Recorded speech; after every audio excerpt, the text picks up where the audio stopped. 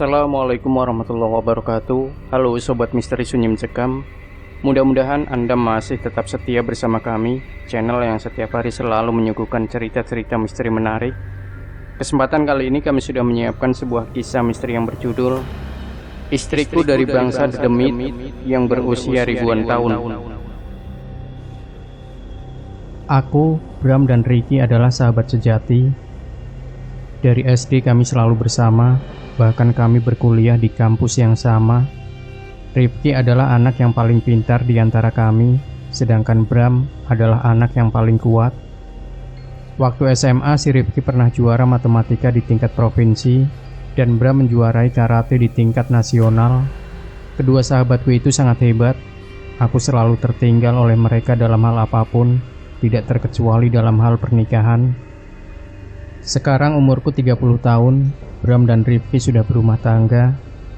Setahun belakangan ini, persahabatan kami benar-benar senggang. Kami jarang nongkrong lagi di warung mie pinggir jalan. Setiap kali ku ajak mereka nongkrong, jawabannya pasti sibuk dan berujung pada pertanyaan yang membuatku kesal. Kapan sih Jo kamu nikah? Kamu udah tua, ayolah jangan banyak pilih. Nikah itu enak loh. Pasti kalimat itu yang keluar dari mulut mereka. Bukannya aku tidak mau nikah, tapi sampai saat ini aku belum dipertemukan dengan wanita yang tepat. Siklus asmaraku dari dulu sangat monoton. Biasanya kalau aku suka sama perempuan, pasti perempuannya tidak menyukaiku. Dan kalaupun ada perempuan yang naksir padaku, entah kenapa biasanya aku tidak suka sama perempuan itu. Begitu dan begitu terus dari tahun ke tahun. Aku tidak pasif. Selama ini aku gencar mencari jodoh. Sayangnya jodoh itu bukan perkara yang gampang.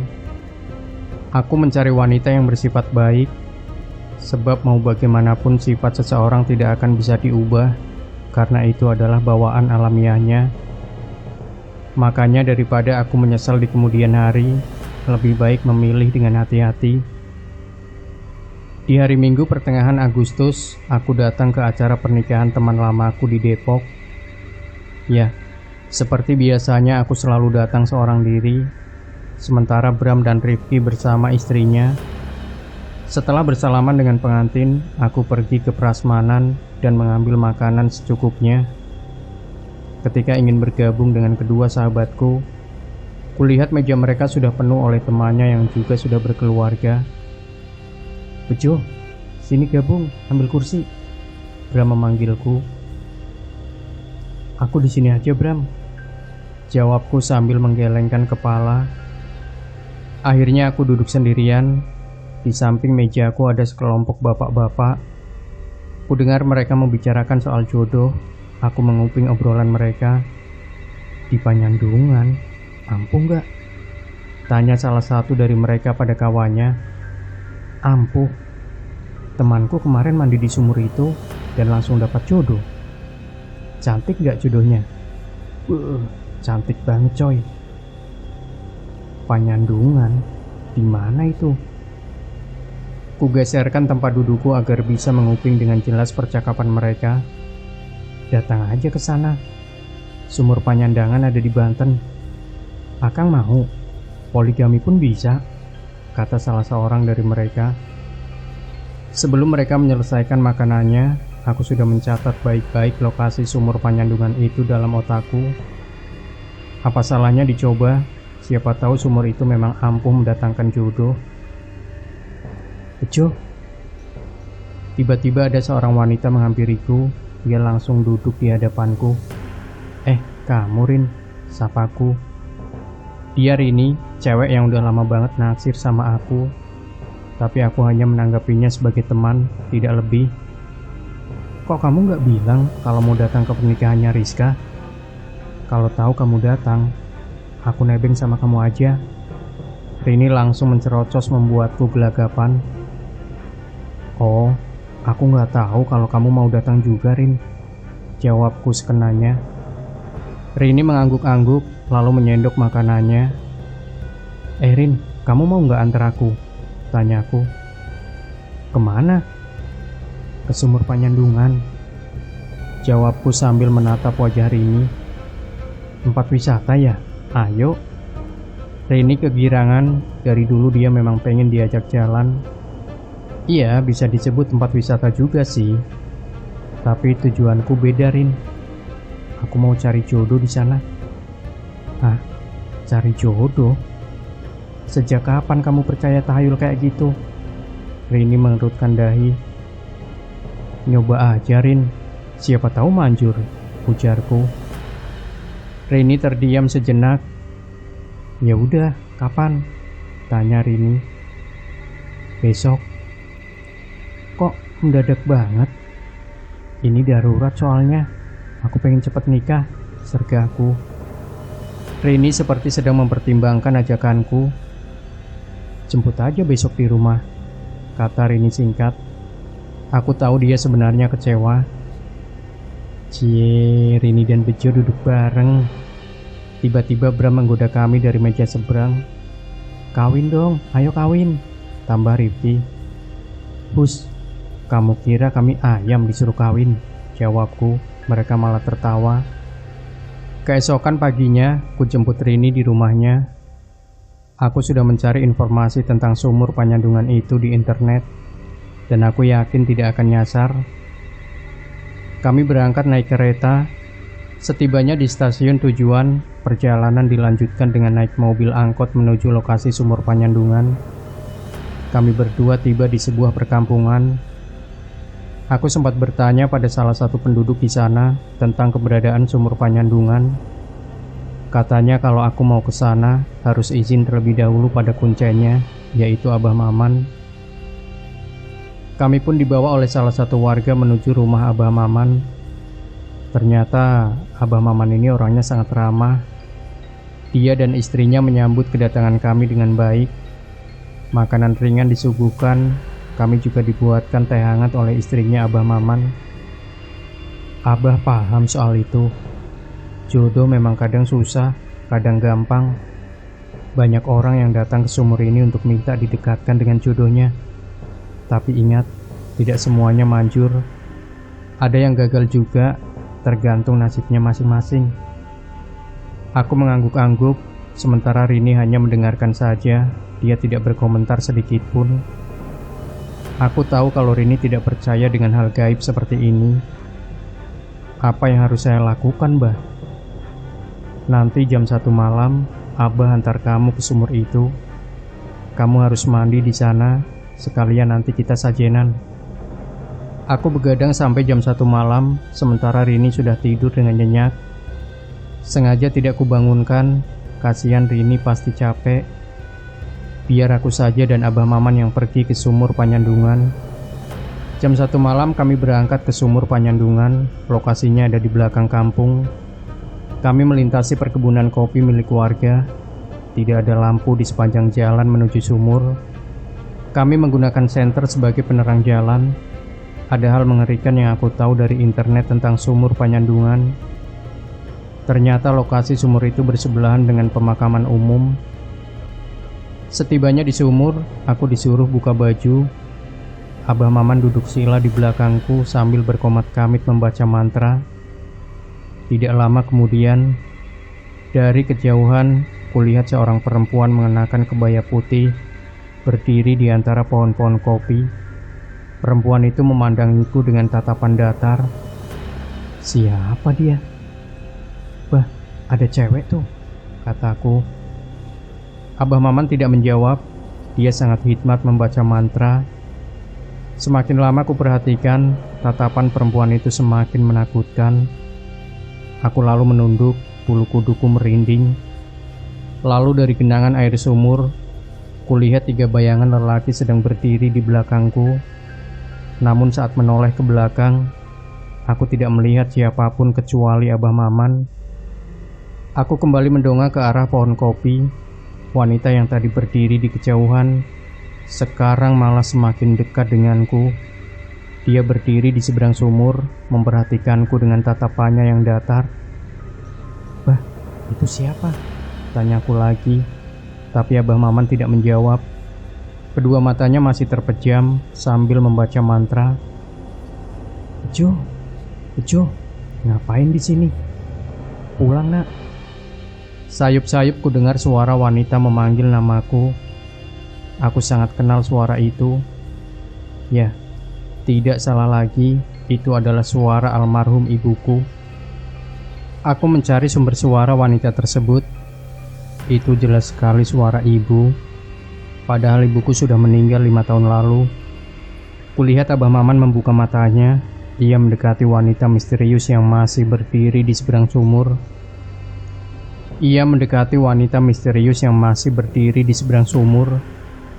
Kemudian Abah Maman berlutut sambil menunduk di hadapan wanita tersebut.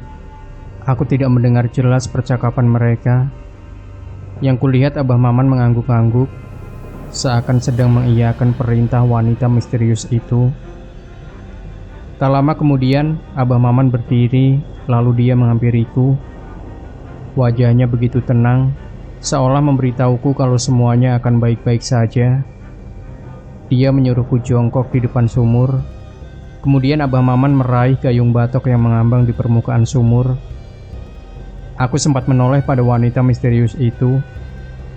Dan ajaibnya, dia sudah menghilang entah kemana. Bah, wanita tadi siapa? Dia Nyai penunggu sumur ini, jawab Abah Maman sambil mengguyurkan air ke tubuhku. Aku menggigil, air sumur Panyandungan terasa sangat dingin. Penunggu sumur? Jadi wanita tadi setan dong, Bah? Tanyaku. Gigiku bergemeletak saking dinginnya. Bukan setan, tapi jin baik penunggu sumur Panyandungan. Abah Maman kembali mengguyurkan air ke tubuhku. Jujur saja aku tidak tahu apa bedanya antara setan dan jin. Kuusap air yang membasahi wajahku. Bah, tadi ada suara almarhum ibuku. Ada apa ya? Tanyaku lagi. Di sini banyak dedemit. Kamu harus hati-hati. Jangan terpengaruh sama suara apapun, termasuk yang menyerupai suara ibumu. Dia menasehatiku. Oh, begitu ya, Bah. Kataku, aku mendongak ke langit. Di atas sana bulan mengambang tenang memancarkan cahaya yang menyinari sumur Panyandungan. Iya, Bejo. Sekali lagi Abah Maman mengguyurkan air ke seluruh tubuhku, membuatku semakin menggigil kedinginan. Bah, setelah ini apa lagi prosesnya? Kamu harus berendam di sumur ini. Berapa lama, Bah? Aku mendongak menatap wajah Abah Maman. Sampai jam 5 pagi. Hah, yang benar, Bah? Jelas aku terkejut mendengar perkataannya. Ya, nanti akan ada banyak godaan selama kamu berendam di sumur ini. Ingat, apapun yang kamu lihat atau dengar, jangan sekali-kali keluar dari sumur Panyandungan. Kalau kamu keluar dari sumur ini, otomatis kamu gagal. Jelas Abah Maman, tampaknya dia sudah menyelesaikan guyuran terakhirnya. Baik, Bah. Tapi Abah Maman nungguin aku kan di sini? Tanya aku ragu-ragu. Oh, tidak. Abah mau pulang. Nanti pagi Abah kesini lagi. Wah, yang benar saja, Bah. Aku takut sendirian di sini, sergaku. Kamu lebih takut sendirian di sumur ini apa jadi bujang lapuk seumur hidup? Tanya Abah Maman sambil terkekeh. Tapi, Bah. Sudah, ikuti saja perintah Abah. Abah yakin kalau kamu kuat berendam di dalam sumur ini, kamu pasti segera dapat jodoh. Aku menunduk, jantungku berdegup lebih cepat. Aku tahu kalau sumur ini angker dan aku akan berendam sendirian di sini. Tapi tetap pakai senter kan, Bah? Tanyaku lagi. Kupeluk tubuhku sendiri yang menggigil kedinginan. Saat ini aku hanya mengenakan celana kolor yang sudah basah kuyup. Iya, nanti Abah tinggalin 1 senter di sini, katanya. Tidak lama kemudian, aku disuruh masuk ke dalam sumur itu. Ternyata kedalaman sumur Panyandungan hanya sedadaku. Agar bisa bernafas, aku harus berdiri sampai jam 5 pagi di dalam sumur ini. Abah Maman menggantungkan lampu senter pada dahan pohon kopi dekat sumur. Abah pergi dulu ya. Nanti pagi Abah balik lagi ke sini. Iya, Bah, timpalku. Aku ditinggalkan seorang diri di sumur ini. Abah Maman tidak memberiku mantra apapun. Dia hanya menyuruhku agar tidak keluar dari dalam sumur. Ku coba memejamkan mata. Sebisa mungkin aku menahan dingin di sekujur tubuhku. Bejo. Tiba-tiba terdengar suara lirih seorang wanita di hadapanku. Saat kubuka mata, ternyata ada Rini yang juga berendam di dalam sumur. Dia menatapku sambil tersenyum. Rini, ngapain di sini? Aku terheran-heran melihat Rini ada di hadapanku. Bejo, tolong aku. Tolong kenapa? Aku melangkah mendekatinya. Di belakang kamu, Bejo. Wajah Rini ketakutan. Dia seperti melihat sesuatu yang mengerikan. Dengan perlahan dan ragu-ragu aku menoleh ke belakang, tapi anehnya tidak ada apa-apa di belakangku. Hanya ada senter yang menggantung di dahan pohon kopi. Gak ada apa-apa kok. Astaga. Saat aku kembali membalikkan badan, kulihat wajah Rini rata semua. Yang terlihat hanya permukaan kulit. Aku menahan diri untuk tidak keluar dari dalam sumur itu. Kupejamkan mata, tubuhku bergetar kedinginan. Lalu terdengar suara gemericik air seperti ada yang sedang mendekat ke arahku. Bejo. Sebuah tangan yang terasa kasar dan berbulu meraba wajahku. Aku tidak berani untuk membuka mata karena sosok di hadapanku pasti sangat mengerikan. Tolong jangan ganggu aku, kataku sambil menggigil. Di dalam air juga ada sebuah tangan yang meraba kakiku.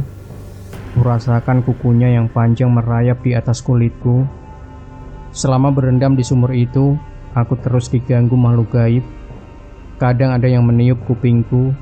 Ada suara teman-temanku yang seakan sedang ngobrol di pinggir sumur.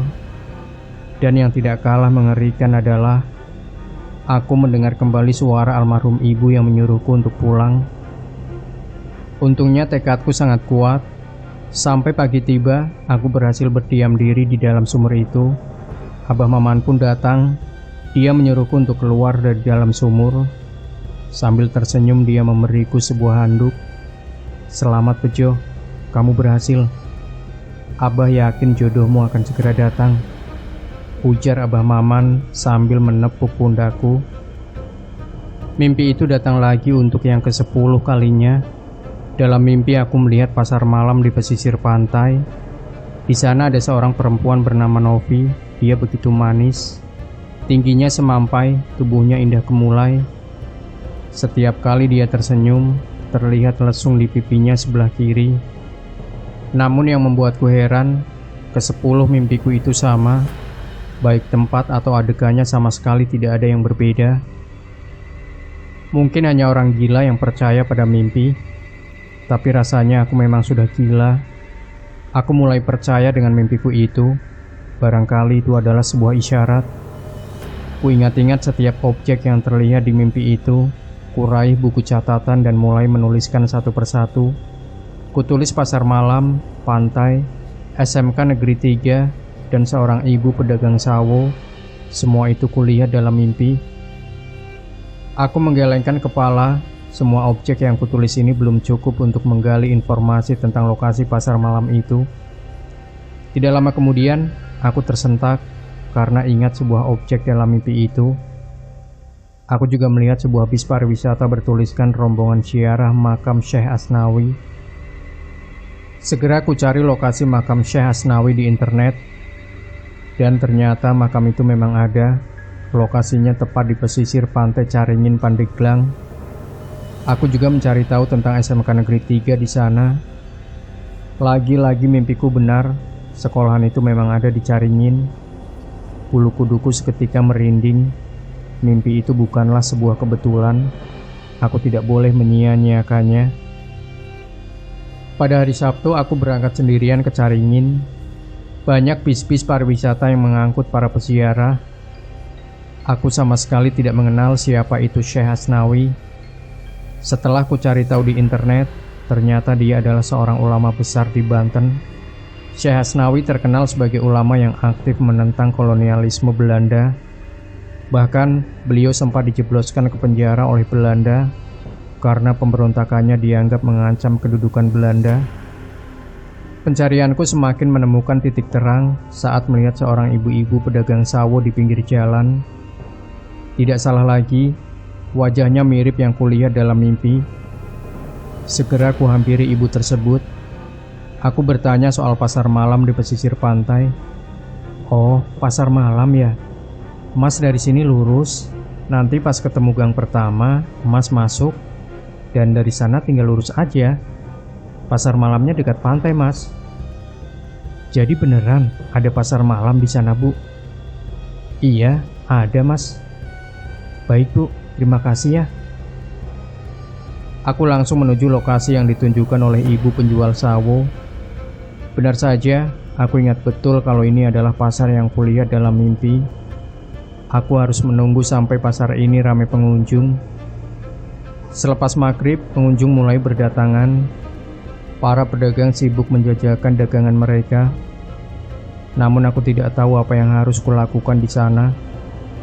Untuk beberapa saat, aku hanya nongkrong di tukang bakso sambil memperhatikan lalu lalang pengunjung. 2 jam berlalu, aku belum juga melihat wanita yang ada dalam mimpiku. Malam semakin larut, para pengunjung satu persatu meninggalkan pasar malam. Pedagang juga mulai membereskan tenda mereka. Tapi aku belum juga melihat wanita itu. Mungkin mimpi itu hanya bunga tidur. Aku memutuskan untuk pergi dari pasar malam itu dan mencari penginapan terdekat. Namun, sesaat sebelum pergi, ekor mataku menangkap seorang wanita berkerudung merah yang sedang membeli nasi goreng. Kuperhatikan baik-baik wajah wanita itu. Tidak salah lagi, dia adalah wanita yang kulihat di dalam mimpi. Tanpa banyak basa-basi lagi, aku langsung menghampirinya. "Novi ya?" tanyaku. Wanita itu tampak bingung. "Siapa ya?" tanyanya. "Kenalin, aku Bejo." Kusodorkan tangan ke wanita itu. Ragu-ragu dia menyambut tanganku. "Novi," timpalnya singkat. Untuk beberapa saat kami sama-sama diam. "Kamu siapa? Tahu namaku dari mana?" tanya dia lagi. Sangat konyol kalau aku bilang tahu dari mimpi. "Media sosial. Aku suka lihat sosial media kamu." "Oh, begitu," kata Novi. Aku sangat bahagia. Itu adalah pertemuan yang paling berkesan dalam hidupku. Semakin lama aku dan Novi semakin akrab. Ternyata dia sudah tidak punya orang tua. Dia hanya tinggal bersama kakak laki-lakinya. Aku tidak peduli dengan latar belakangnya itu. Yang penting, aku merasa nyaman bersamanya. 2 bulan dekat dengan Novi, akhirnya aku memutuskan untuk menikahinya. Pernikahan kami sangat meriah. Aku tidak menyangka ternyata sumur penyandungan itu manjur. Aku tahu Rini pasti kecewa. Tapi mau bagaimana lagi? Aku benar-benar mencintai Novi, wanita yang kukenal lewat mimpi. Setelah 1 minggu Novi menjadi istri sahku, tidak ada hal janggal dalam rumah tangga kita. Hingga akhirnya suatu malam aku kebangun dan istriku tidak ada di kamar. Ku cari dia di seluruh ruangan rumah, tapi tetap tidak ada. Jelas aku panik dan segera lari keluar rumah untuk mencarinya. Di luar, kulihat Novi sedang mengobrol sendirian di halaman rumah. Aku penasaran, apakah istriku bisa melihat hantu? "Nov, kamu ngobrol sama siapa?" Aku menghampirinya. Kok kamu bangun?" tanyanya balik. "Iya, aku kaget kamu hilang." "Tadi kamu ngobrol sama siapa? Hantu ya?" Aku terus mendesaknya. "Iya mas, maaf aku baru bilang sama kamu kalau aku bisa melihat hantu. Tadi ada pocong yang mau masuk rumah kita, tapi udah aku usir," jelas Novi. Aku tidak menyangka kalau istriku ternyata seorang indigo. "Nanti kita bicarakan lagi soal ini. Sekarang ayo kita masuk," ajakku. Selain kejanggalan itu, aku juga mulai mempertanyakan ketaatannya terhadap ajaran agama. Soalnya selama tinggal serumah dengan Novi, aku tidak pernah sekalipun melihatnya sholat, apalagi mengaji. Pernah suatu malam aku sedang membaca Al-Quran, Novi menghampiriku dengan wajahnya yang panik. "Mas, aku lagi sakit gigi. Baca Al-Qurannya nanti saja ya," ujar Novi. Dia menyuruhku untuk berhenti membaca Al-Quran. Aku bingung, katanya dia sakit gigi, tapi dia tidak mau diajak ke dokter. Tampaknya memang ada sesuatu yang belum ku ketahui tentang Novi. Tingkahnya semakin lama semakin aneh. Aku harus tanyakan ini ke orang pintar. Aku bekerja sebagai freelance di bidang desain grafis. Pekerjaan ini membuatku lebih banyak waktu untuk mengawasi tingkah Novi di rumah. Pagi ini Novi sedang masak di dapur, sedangkan aku sibuk mengerjakan pesanan klienku. Tak lama berselang, istriku seperti mengobrol dengan seseorang di dapur. Sesekali ku dengar ia tertawa. Istriku seperti sedang mengobrol dengan teman akrabnya. "Novi, kamu kenapa sih? Aku gak suka dengar kamu ngobrol sendirian kayak gitu." "Maaf mas," Novi menunduk. "Kamu ngobrol sama siapa? Hantu?" "Dia temanku," jawab Novi pelan. Aku menggelengkan kepala. Aku gak mau punya istri yang berteman dengan hantu. "Ya udah, aku minta maaf mas." Novi menatapku. Dia lalu menoleh ke kanan. "Kamu pulang aja ya, suamiku marah," kata Novi kepada sosok yang tak kasat mata di sampingnya. Setelah Novi bilang seperti itu, jendela dapurku terbuka dengan sendirinya. Seperti ada sesuatu yang keluar dari ruangan ini. "Nov, aku paham kamu bisa lihat hantu, tapi aku tidak bisa membiarkan istriku berteman dengan makhluk halus. Sekarang kamu udah jadi istriku. Aku mohon jangan berinteraksi dengan hantu lagi ya." "Iya mas, aku janji." Dia kemudian memelukku. Tengah malam, lagi-lagi aku terbangun. Novi sudah tidak ada di tempat tidur. Aku pun bangun untuk mencari istriku. Sebelum sempat membuka pintu kamar, ku dengar suara Novi sedang mengobrol dengan seseorang. Kali ini aku dapat mendengar suara lawan bicaranya itu. Ku buka sedikit pintu kamar, lalu mengintip Novi dari celah pintu. Yang kulihat kali ini benar-benar membuatku tercengang. Istriku berubah wujud. Wajahnya hitam legam, kukunya panjang sampai menyentuh lantai. Aku dapat mengenalinya karena dia masih mengenakan baju tidur. Aku juga dapat melihat lawan bicaranya itu, sesosok genderuwo bermata merah menyala. Kututup pelan-pelan pintu kamar agar tidak terdengar oleh Novi. Sekujur tubuhku bergetar ketakutan. Aku baru sadar kalau selama yang kunikahi adalah dedemit. Pantas saja sampai saat ini Novi tidak mau mengajakku berkunjung ke rumahnya. Bisa jadi Novi dan kakaknya itu adalah dedemit yang tinggal di pepohonan atau di tempat-tempat keramat lainnya. Gagang pintu kamarku bergerak. Buru-buru aku naik ke atas ranjang, lalu berpura-pura tidur. Posisi tidurku membelakangi pintu. Novi naik ke atas kasur, lalu tangan kanannya memelukku dari belakang. Istriku masih dalam wujud yang mengerikan, badannya bau busuk. Itu membuatku mual. Aku juga dapat merasakan kukunya yang panjang menyentuh tubuhku. Tidak ada yang bisa kulakukan. Kalau aku berontak, dedemit ini pasti akan menyerangku.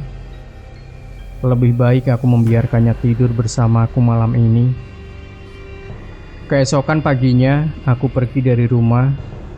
Aku bilang ke Novi kalau sedang ada urusan dengan klien. Jelas aku membohonginya. Padahal aku pergi ke orang pintar untuk berkonsultasi soal ini. Bram yang memberitahuku soal dukun itu. Dulu aku pernah ke sana pas adikku ketempelan setan. Sekarang dia udah sembuh. Kamu jangan dulu berpikir negatif sama Novi. Kali aja dia memang ketempelan makhluk halus. Begitu kata Bram dari seberang telepon. Iya Bram, Semoga aja istriku bukan setan. Setibanya di rumah dukun, aku disambut dengan ramah. Dukun itu bernama Ki Handoko. Penampilan Ki Handoko sama sekali tidak mencerminkan seorang dukun. Dia mengenakan celana pendek dan kaos oblong warna putih. Tampaknya Ki Handoko tinggal sendirian di rumah ini. Dia menyuguhkan air putih dan pisang goreng yang terlihat sudah lembek dan tidak menarik. Istrimu itu adalah dedemit sumur Panyandungan. Dia dedemit perempuan yang umurnya sudah mencapai 3000 tahun, tapi tidak kunjung menikah. Tidak ada satupun jin yang mau menikahinya. Kalau istilah manusia, dia itu perawan tua. Tampaknya ada yang sengaja menjodohkanmu dengan dedemit itu. Jelas Ki Handoko. Sialan. Jangan-jangan ini perbuatan Abah Maman. Ya, bisa jadi ulah manusia, kata Ki Handoko. Terus, apa yang harus saya lakukan, Ki? Ceraikan istrimu, suruh dia kembali ke alamnya. Tapi, aku sudah menyetubuhinya. Dan kalau dia hamil, bagaimana? Tanyaku lagi. Anakmu akan menjadi setengah manusia dan setengah jin. Jujur saja, setelah mendengar perkataan Ki Handoko, aku langsung berharap si Novi ini tidak hamil. Aku tidak bisa membayangkan bagaimana jadinya punya anak yang bisa hidup di dua alam. Nanti setelah kau ceraikan istrimu, taburkan garam ini di sekeliling rumahmu, biar dia tidak berani datang kembali ke rumah. Ki Handoko menyodorkan sebuah plastik hitam yang berisi garam. Baik, Ki. Setelah menerima garam itu, aku langsung pamit pulang. Aku tidak sabar ingin segera menceraikan Novi. Tidak dapat dipungkiri, aku memang masih mencintainya sebagai sosok Novi yang manis. Tapi aku tidak bisa berumah tangga dengan dedemit seperti Novi. Setibanya di rumah, kudapati Novi sedang menangis di kamar. Mungkin saja dia sudah tahu kalau aku akan menceraikannya. Dia duduk memeluk dengkulnya sambil tertunduk. Perlahan aku mendekatinya. Mau bagaimanapun, Novi adalah demit yang harus tetap kuwaspadai.